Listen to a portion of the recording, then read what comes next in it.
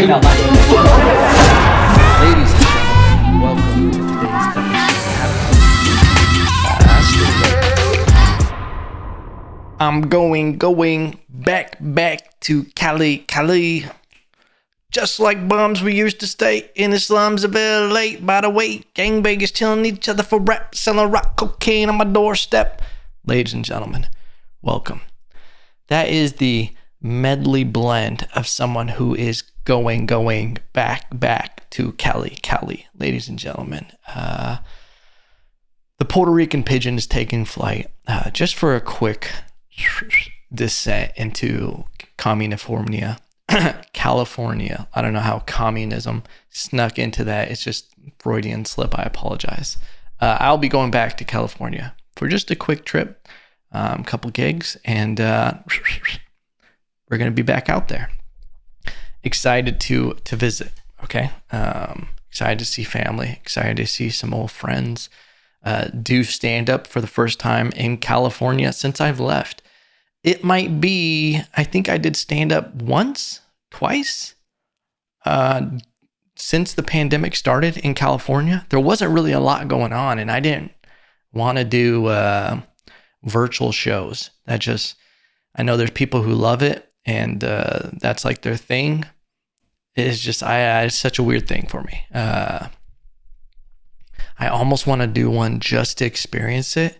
But I've seen them and they're all awkward. It's not stand-up. It's a specific thing. It's not stand-up comedy. It's something different. You can't call it that. You can call it Zoom comedy, but it's just a different format. Anyway, ladies and gentlemen, welcome to the podcast. 7 minutes in Nevin. If it's your first time here, welcome. Don't forget to like, comment, subscribe, what all you cool cats and kittens do. Meow, ladies and gentlemen. I'm excited to go back to California. Truly am. I keep saying it over and over again. I'm excited to see my hometown. Okay. Listen, a lot of people know me from Ventura, California.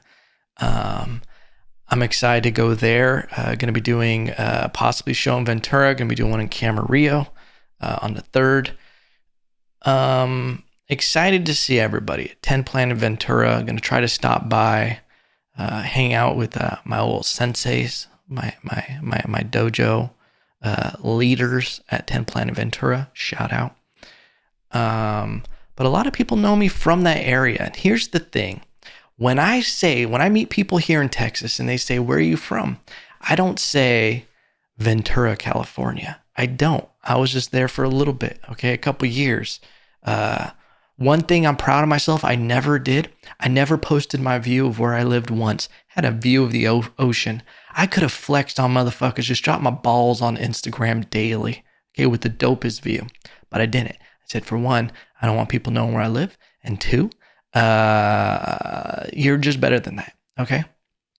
Anyway, you better believe there's so many mornings I thought about holding my coffee cup up and just going, #morning vibes, #life.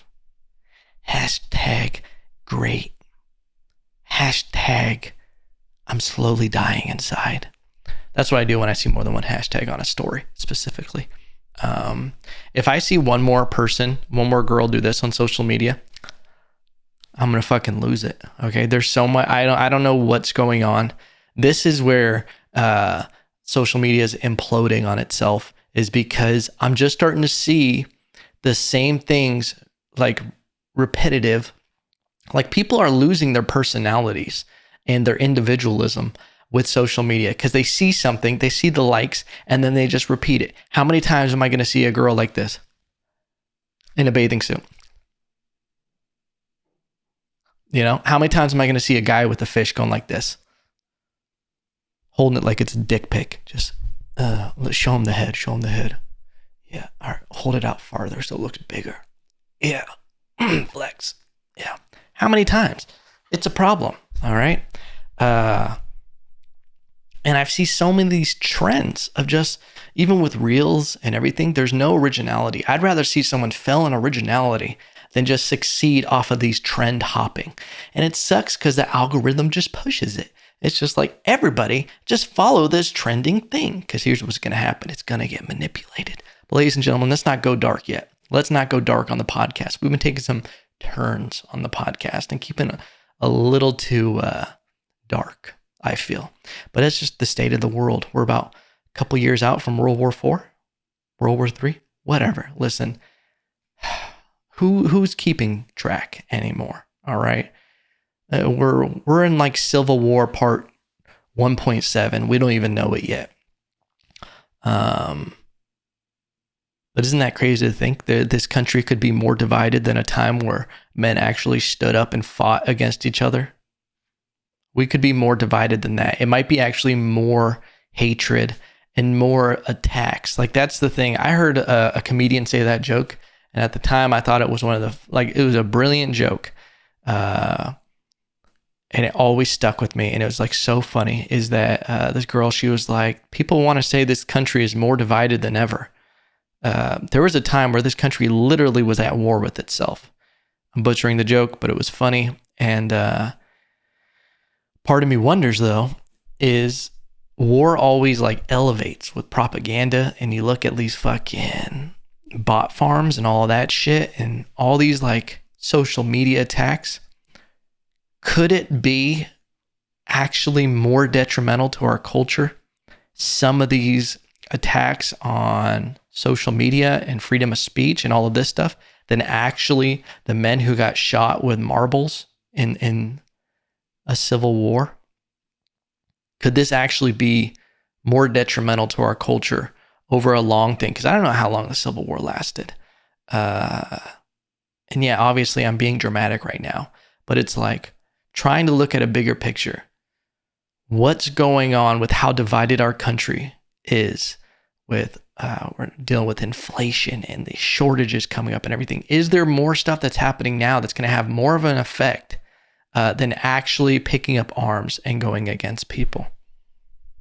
It's just some food for thought. And I said we weren't going to get dark, but then I just said, hey, welcome. I'm like the fucking Cheshire cat from Alice in Wonderland. I'm like, hey, why don't you ponder this in your worst nightmare? Okay. Anyway, excited to go back to California, ladies and gentlemen. Words you thought a red-blooded American like me would ever say. You never thought it'd come out my lips again. My freedom, liberty lips, ladies and gentlemen. But I'm excited. I'm excited to see the Antelope Valley. Listen, part of life is knowing where you come from, knowing where you came from, and where you're coming. Hey, how you guys doing? I'm gonna say something controversial that people don't really believe. I love the Antelope Valley. I do. I truly do. One thing I hate is when people leave the Antelope Valley and pretend that they're not from there. They want to pretend like, oh, I'm from Santa Clarita. I hear people say that all the time. Well, I was only born, I lived in Santa Clarita. Like that's, like that, get the fuck out of here. Or they're from the valley or some shit like that. Bitch, you're from the Antelope Valley. You're fucking a rat, a desert rat, just like me. And I'm a proud desert rat. Because you know what? People who come from hard places are hard people. Okay? Where would you rather come from? The coast? Huh? Love everybody from Ventura. Okay, but all my favorite people aren't necessarily from there. They're from other places, then go there and then realize how great that place is because they have perspective. But you know who the people who are complaining about their fucking kombucha? The people who are from those soft places. You're from the coastline. You're from a bougie ass place. I don't give a fuck about you. You soft, okay? You soft. And I'm from questionably the softest part of the Antelope Valley, Quartz Hill. Okay, listen. If you're not familiar with the area, the Antelope Valley is made up of Palmdale, Lancaster, Little Rock, Quartz Hill, East Palmdale, and then you got this weird thing called Antelope Acres out there, okay, where fucking desert creatures live. That's the sand people. You go out there and there's like like doing 4-H and shit out there in Antelope Acres. That's where people just kind of, people are living under tarps and shit. You go out there to Antelope Acres and it's just like, you just fucking ride by Tuscan Raiders and shit. They're just like rummaging for parts and raising 4-H animals and just who really knows. And then, you know, there was always like people, the bougiest people I think were in Quartz Hill, but they were like far up on the hill. You know, there's like the Godey Estates. This is only a podcast from people for the Antelope Valley. Okay. But it did get, when I was a little kid, I think it was good in the Antelope Valley and in Quartz Hill specifically. But like, shit, our house got broken into like 3 times. My room got wrecked twice. People broke in. One time it was when I had a bunch of, I had a music studio set up pretty much in my room. And they broke in, they broke everything. They spray painted, they put knives through all my shit. Spray painted all my clothes and shit. And they didn't, my most prized possession at that time was my MacBook Pro.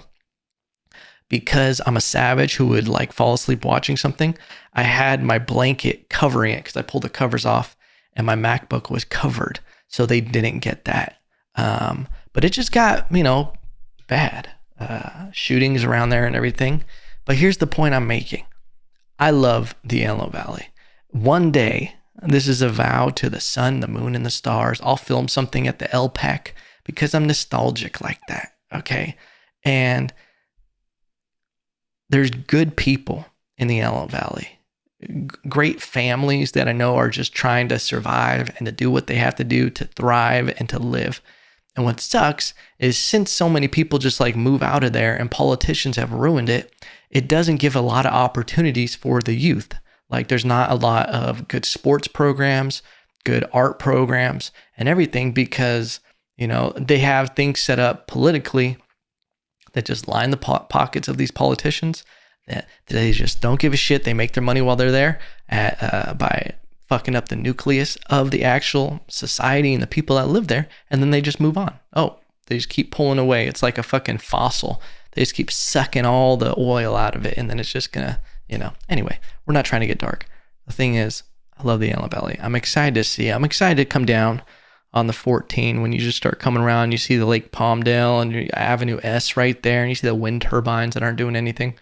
And it's just, you know, I just think, carry on my wayward son. And you just pass through. You see the fucking AV Mall on that side, and you're going around Quartz Hill Mountain. There'll be peace when you are done. You know, excited, ladies and gentlemen. I'm sorry, I have something in my throat. The podcast we've only been doing right now, one a week, and your boy's been hurting because of it. Okay. There's so much I need to talk to you guys about and tell you. It's just things have been complicated lately. Okay. Things are in change. We're in motion. But I'm going to get back to doing 2 and scheduling guests and doing all that. Okay. Because this was never meant to be just a solo podcast. We started a podcast, boom, pandy hits. We just adapted. All right. And we're going to start having guests again. But ladies and gentlemen, something that happened last week that was just crazy. Not too crazy. It was just crazy at the time. Went to it was a fun time. Went to the zoo, the Austin Zoo. A guilt-free experience because from what I know and what the brochures and information said, it is a nonprofit zoo and is more of a rehab center for these apparently drug addicted animals. That's how I took it when it says it's a rehab center. Okay, so you got a bunch of fucking drug addict animals in here that are over here trying to gaslight people into giving them maybe money for their habit. Stupid. But it was a great time. Listen, one of the best zoo experiences I've had because by nature, zoos make me feel guilty, especially when I see primates. When I see monkeys and gorillas at a zoo and they make eye contact with you, And they're, because you're looking at them and they look at you like, don't look at me with that fucking condescending look. Oh, you want me to dance, monkey? No. I'm fucking out here fighting for my life. I'm fucking bored as shit. Okay? Because that's what they look like. You look at them, and sometimes they don't even want to make eye contact with you. Okay? And it's because I think they're such intelligent animals that it makes you feel guilty. Because you can almost see like human-like qualities in them. And it reminds you of like a monkey in a zoo is like the equivalent of someone who's living in a cubicle. They just, yeah, they have food and water in their own home and everything, but they're not really living, are they, brother? You know? Because you look at a monkey and it's just like hanging out there. It's like bored out of its fucking mind. And I'm like, that's a fucking metaphor for life. That you got people out here just fucking, just fucking enslaved by a lifestyle, enslaved by a false dream that America gave them. Look, I didn't mean to go dark on this. Talking about of all things, the zoo, we went dark on. But that's what I felt when I looked at these monkeys. I was like, you feel bad for them. Okay. And you're like, hey, you're in rehab. You fucked up. You're doing too much fucking monkey cocaine. This is your own fault. You got to get clean, monkey. Little Mono hanging out there. But some of the other animals I don't feel as bad about. Like when you go to the fucking prairie dog exhibit and you just see them looking around and they're just having a gay old time. You go to the bird cages and they're like, just having a gay old time. Okay. You go to the turtles and they're just fucking swimming around in fucking just safe waters and mud. They got these old ass tortoises out there, pretty much dinosaurs. They had these tortoises that came up to my waist, giant, like 80, 90 years old. I'm like, this is a dinosaur. Like when you really look at it, I'm like, there is zero difference between this and a dinosaur. The way it looks, the way it's walking around, its big ass legs, like hoofs. It has the same legs as Godzilla in the movies. It's kind of crazy. But then I kind of felt bad with the tigers and the lions and like maybe a little bit more bad for them, but nothing like when I went to, I think it was called Snake Farm Zoo. It's a off the freeway zoo. I think that's even what they call them, is off the freeway zoos, meaning that it's just for profit and they're just bought in like a private collection and kind of, I don't know the details, but they like drug the animals up and shit. I went to one out there and the animals seemed like they were fucking high on Molly.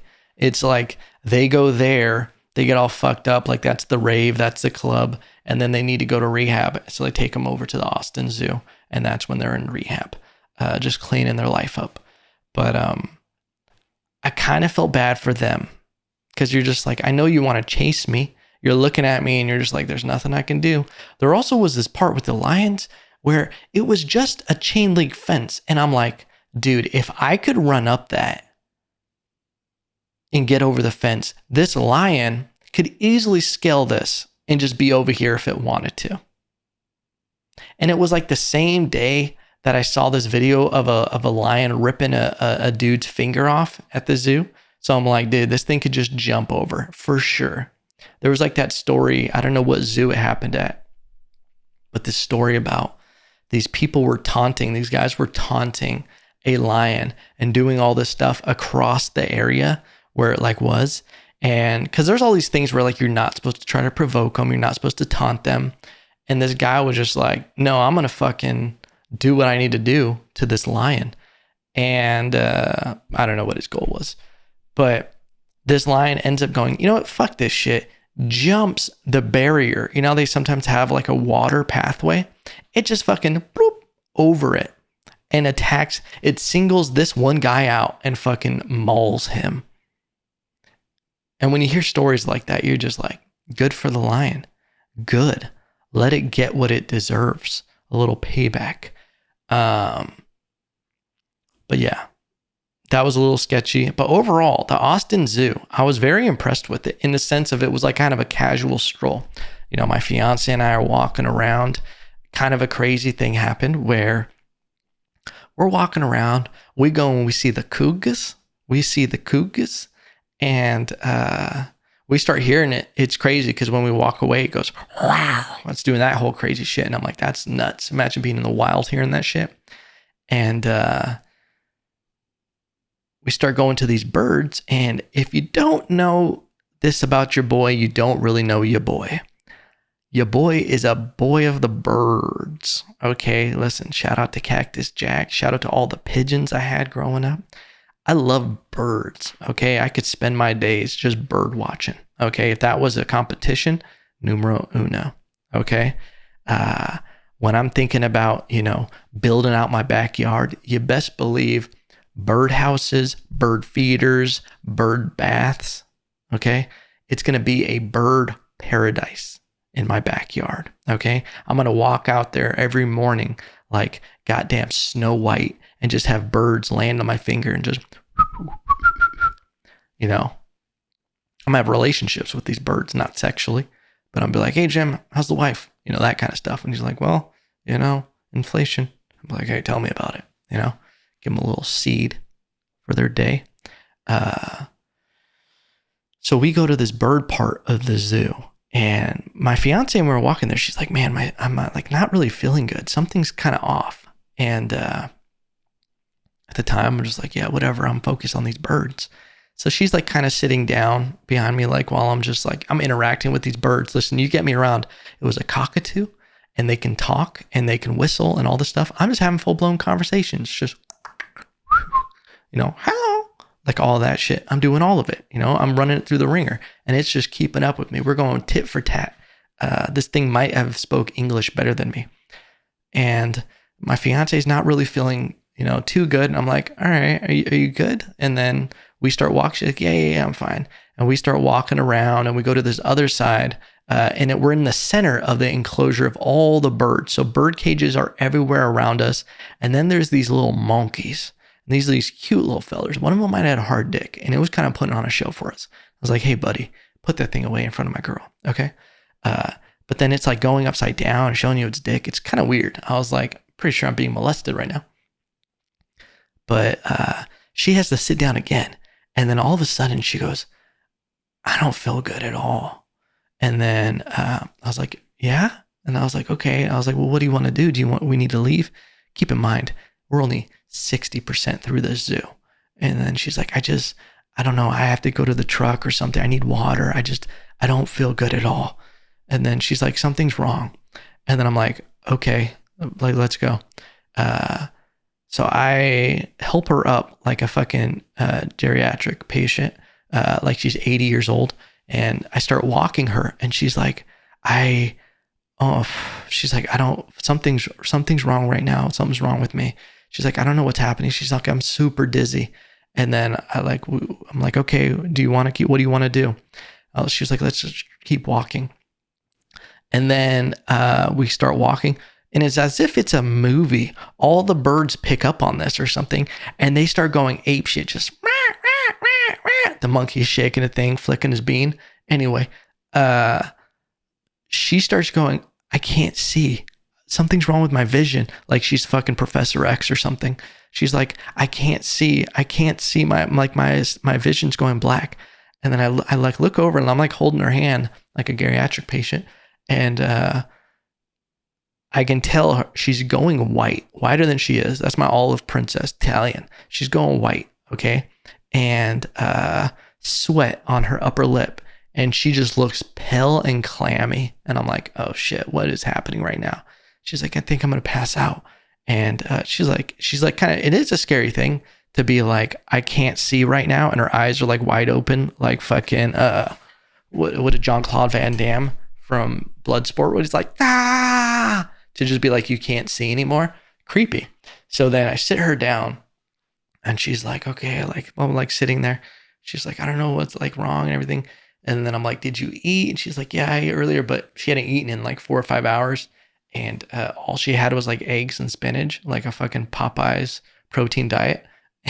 And she's like, I need water or something. So then your boy takes off. Listen, when it goes down, it goes down. It takes off. I take off in the longest way. I could have just went to the left and I would have been back at the entrance, but I take the longest route back to the whole gym, and your boy is sprinting like Forrest Gump. I don't give a shit how weird I look. I'm sprinting as if I stole a monkey, just getting back to the front. Vending machine ripped me off. For some reason, charged me like $5 to prepay on this thing. And then I get a water and a little meat stick. I'm like, my girl needs that meat. Hey, how you guys doing? And then I sprint back.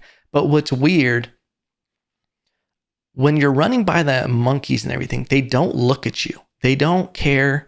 They almost avoid eye contact. When I'm running and they realize something's going on, all the monkeys start grabbing the cages as if it's, what's that one movie? Outbreak. And the monkeys are like, on the cages. They all start doing that while I'm running by. Everything just and I'm just sprinting back. And then this story ends really boring. I just give her the water and she felt better. The end, ladies and gentlemen. But it was crazy. And the whole point of it is there is no point. Okay. But it's just, I've only seen 60% of that zoo. And I haven't been right since. Okay. Because her vision came back, but mine never did 40% more of that zoo. And I'm busted up about it. All I saw was a giant potbelly pig on the other side. They had a bear there. I don't know, and I'm not talking about a big gay hairy man, but they had a bear there, and I didn't get to see him. I would have loved to see a bear. It's not every day you see a bear at a zoo, okay? We're just like, you gotta admit, that's a pretty good bear. Terrifying in the wild. That's one thing you realize when you look at these animals, is how terrifying it is to see them. Like if there was no boundary between you. It makes you realize how vulnerable we are. Okay? But let's switch gears. Something we should at least mention. And I don't have an opinion on it, because when these crazy hot topic things happen in the news, I wait to even form my own opinion until we get a lot more information. Because like you see how hot people get. Something that happened pretty close to where I am. I've been there before. Uvalde, I think it's how it's pronounced. Uvalde, Texas. There was the school shooting. Terrible. Whenever it's, any school shooting is terrible. But when you think about innocent little kids, it's fucking is there's not much worse when you think about like innocence, that in that particular situation, just lives taken. I always try to think objectively with things like this and try to like formulate an opinion or what is actually going on. And every time that a school shooting happens,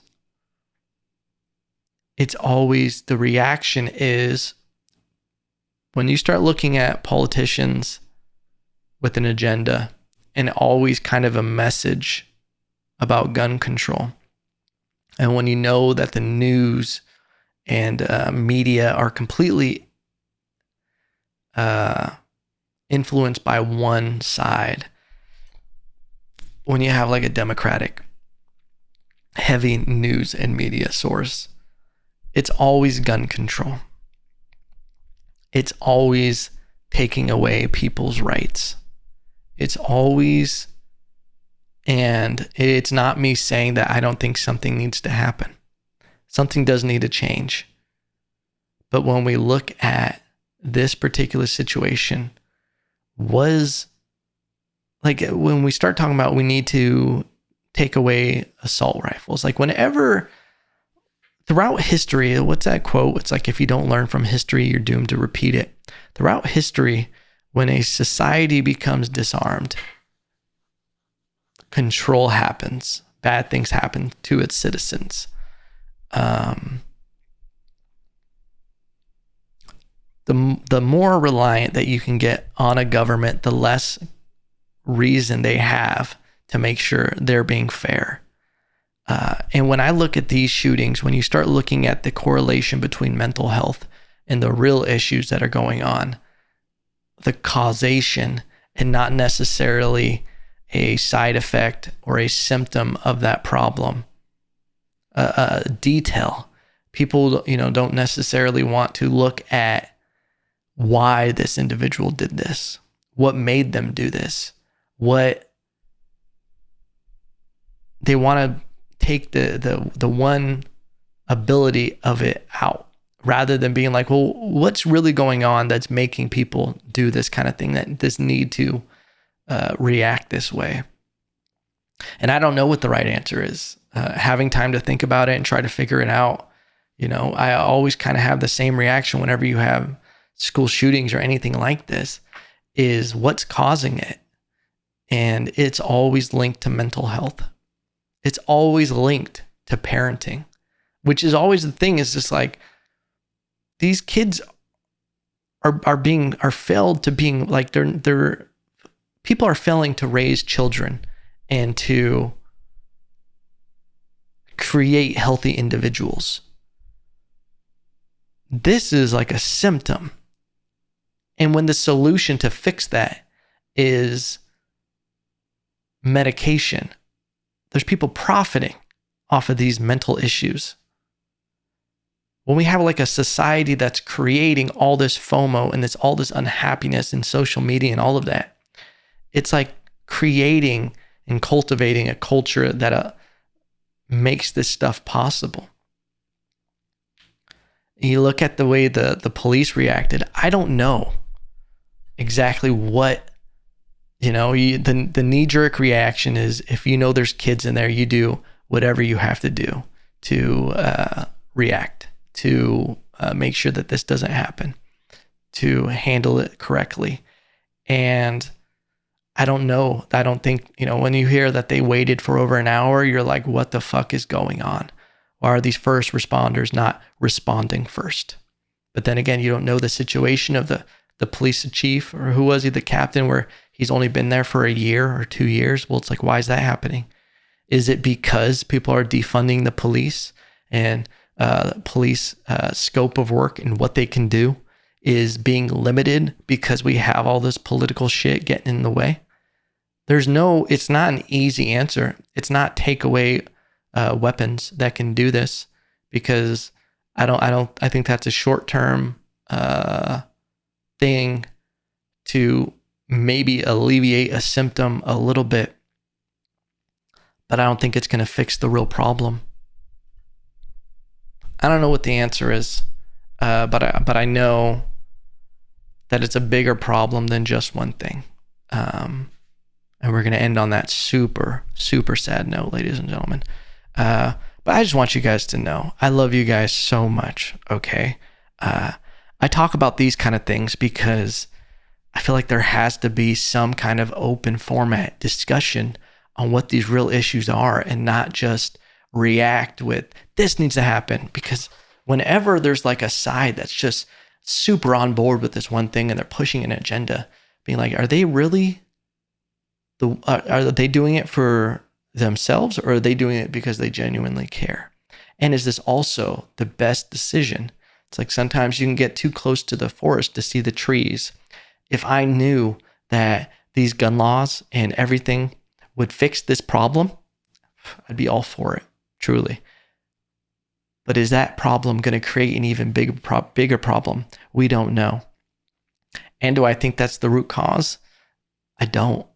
I think it's a symptom. It's a vehicle. I think it's a much deeper issue than just gun laws. And I just want you guys to know, you have to do what's best for your own life. You have to try to be as independent as possible. Get healthy. If you got some goals, some dreams, fucking life is short, okay? Take that action. Spend time on building up your own life, okay? Because as someone who runs his own business and is in the process of building his own ship in his own world, where he doesn't need these other entities, these other businesses, things that I work with, I realize so fast that sometimes with my business, I'll give more of myself to a business for a job than they're willing to give me. I'm replaceable. It's the same thing with people who go to a regular job.